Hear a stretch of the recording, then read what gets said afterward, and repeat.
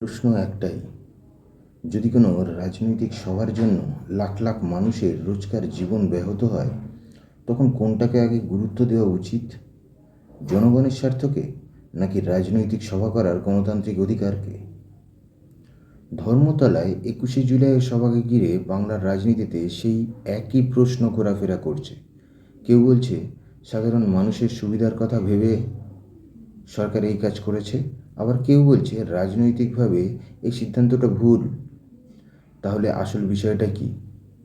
আমরা এই ভিডিওতে তথ্য, যুক্তি আর দুপক্ষের বক্তব্যের উপর ভিত্তি করে পুরো বিষয়টাকে বিশ্লেষণ করব।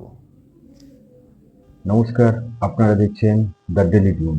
যদি আপনারা রাজনীতি আর বর্তমান ঘটনার ওপর তথ্য ভিত্তিক বিশ্লেষণ পছন্দ করেন, তাহলে এই চ্যানেলটা সাবস্ক্রাইব করে নিন। আসুন এবার ফেরা যাক মূল ভিডিও। ধর্মতলাকে বলা হয় হার্ট অফ দ্য সিটি। প্রত্যেক দিন প্রচুর মানুষ এই চৌরঙ্গি স্কোয়ারে আনাগোনা করে। অফিস যাত্রী থেকে আরম্ভ করে সমাজের প্রায় প্রত্যেকটা শ্রেণীর মানুষ এখানে কিন্তু প্রত্যেক দিনই প্রায় আসা যাওয়া করে।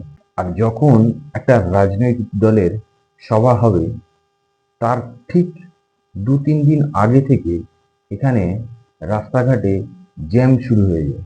কিছু রাস্তা বন্ধ করে দেওয়া হয়। তখন এখান থেকে যাতায়াত করা মানে মানুষের ভোগান্তি ছাড়া কিন্তু আর কিচ্ছু নয়।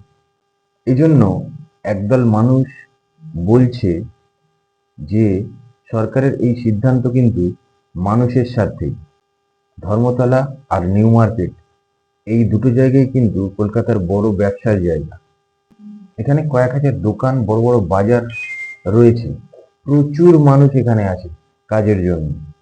কিন্তু ভাবুন, যদি একদিন কাজ বন্ধ হয়ে যায়, তাহলে কি হবে? তাহলে সেই মার্কেটে ব্যবসা বন্ধ হয়ে যাবে, টাকার লেনদেন বন্ধ হয়ে যাবে। আর যদি সবকিছু বন্ধ হয়ে যায়, তাহলে ব্যবসাপাতি চলবে কি করে? আর ব্যবসাপাতি না চললে, যদি টাকা রোটেট না হয়, তাহলে সরকারের রেভিনিউটা আসবে কোথা থেকে? সেই জন্য তারা বলছে যে সরকারের সিদ্ধান্তটা ঠিক।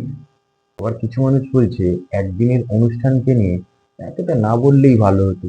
আর প্রশাসনের ভূমিকায় যারা সরকারের সিদ্ধান্তকে সমর্থন করছে, তারা বলছে প্রশাসনের দায়িত্ব হলো নিরাপত্তা, আইন শৃঙ্খলা আর জনগণের স্বার্থ, এই তিনটে বিষয়কে প্যারালারি মাথায় রেখে চলে।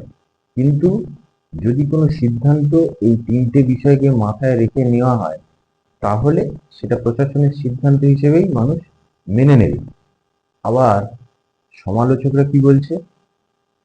সমালোচকরা বলছে যে রাজনৈতিক কাজকর্ম বা কর্মকাণ্ড করা তো হচ্ছে গণতান্ত্রিক অধিকার। যদি সেই অধিকারকে বন্ধ করতে হয়, তাহলে কিন্তু প্রশাসনকে যথাযথ যুক্তি দিয়ে বিষয়টা বোঝাতে হবে যে তারা কেন এই অনুষ্ঠান বন্ধ করতে চাইছে। কিন্তু আবার দেখুন, গণতন্ত্রের প্রশ্নে কিন্তু প্রত্যেক মানুষের রাজনৈতিক মত প্রকাশের যেমন অধিকার আছে, তেমনি আবার তাদের কিন্তু রোজকার জীবনযাত্রায় শান্তিতে চলারও অধিকার আছে। এবার এই দুটোর মধ্যে যদি ভারসাম্য রক্ষা করা যায়, এটাই হচ্ছে মূল তর্কের বিষয়। তাহলে এত কিছুর পর বাংলার ভবিষ্যৎ কোথায়? এই প্রশ্নের উত্তরে অনেকেই কিন্তু বলছে রাজনৈতিক প্রতিযোগিতা থাকুক, কিন্তু সঙ্গে মানুষের জীবনযাত্রা, স্বাস্থ্য, শিক্ষা, এই বিষয়গুলোকেও যেন সমানভাবে গুরুত্ব দেওয়া হয়। তো আবার অনেকে বলছে যে রাজনৈতিক যে কাজকর্মগুলো বা এই কর্মসূচিগুলো, এগুলো কিন্তু হচ্ছে গণতন্ত্রের অধিকার। এই আলোচনা থেকে আমরা একটা উপসংহারে আসতে পারলাম যে কেউ কেউ এই ঘটনাটাকে বলছে প্রশাসনের সিদ্ধান্ত, আবার কেউ বলছে এটা রাজনৈতিক সিদ্ধান্ত, আবার কেউ কেউ বলছে না না, এটা জনগণের স্বার্থে এই সিদ্ধান্তটা নেওয়া হয়েছে।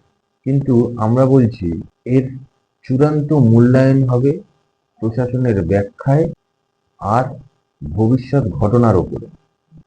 আপনি কি মনে করেন, জনস্বার্থকে বেশি গুরুত্ব দেওয়া উচিত, নাকি রাজনৈতিক কর্মকাণ্ডকে বেশি গুরুত্ব দেওয়া উচিত? কমেন্টে মতামত লিখে জানাবেন।